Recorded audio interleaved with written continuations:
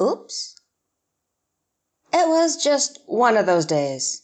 You know the ones. Mary M. has forgotten to file that important paperwork. Luke has spilt coffee on you. John has gone on sabbatical at exactly the worst time possible. Oh, and your son has gone on an existential tour, whatever the hell that meant. Probably off smoking pot again, or whatever it was the kids did these days. At times like this, you'd wonder what cruel God made this universe, but, well, that would be ironic, wouldn't it? And to make things worse, news has just come in of yet another galactic war. Millions dead on one side with more coming in all the time.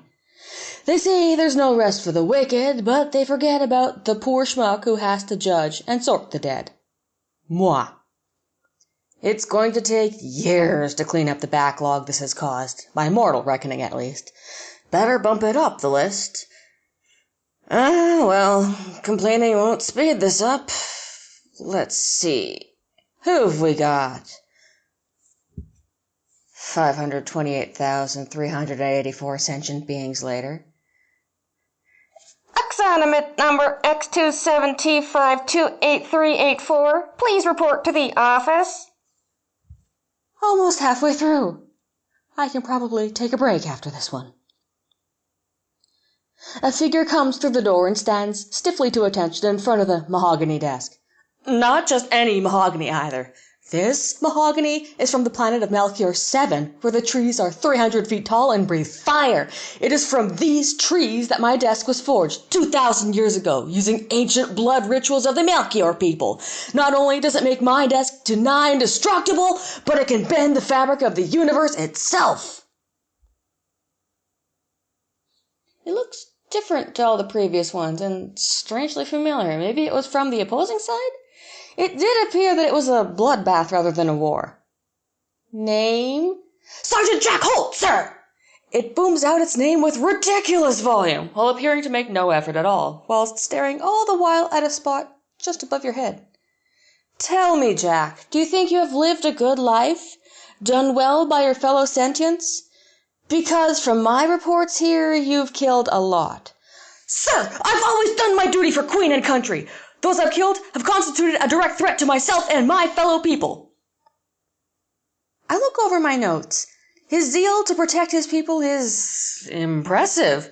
2,412 people killed by his hand alone. I glance up at him once again. He really does look rather familiar. Quite dashing, really.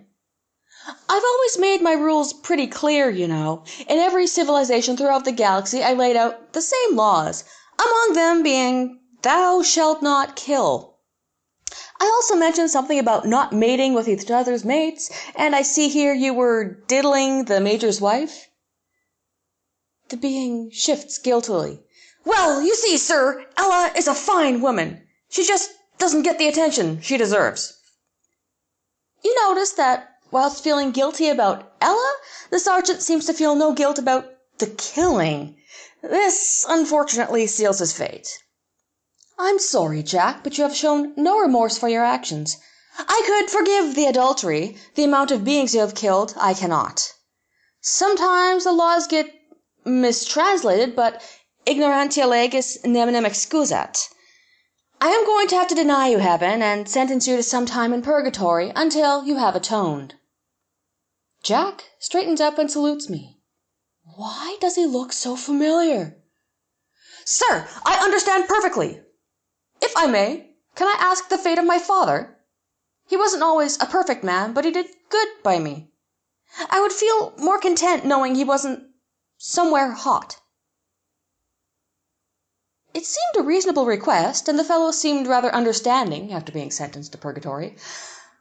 Let's see. Father's name is Tom Holt, died age 65, race human.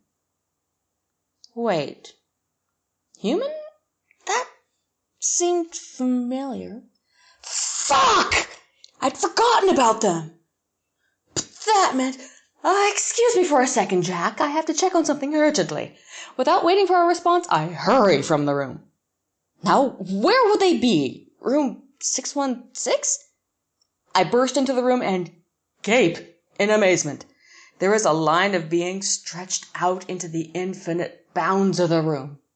I count them quickly. 200 billion souls waiting patiently to be judged, now all staring expectantly at me, who had just burst through the door in a most unsubtle manner. Hi guys. Sorry about the wait. I kind of forgot about you, to be honest. But I'm cut off as a wall of noise hits me, causing me to stagger back. Hey, do you know how many people I killed for you? I knew it! Epicurus was right. You aren't made of spaghetti?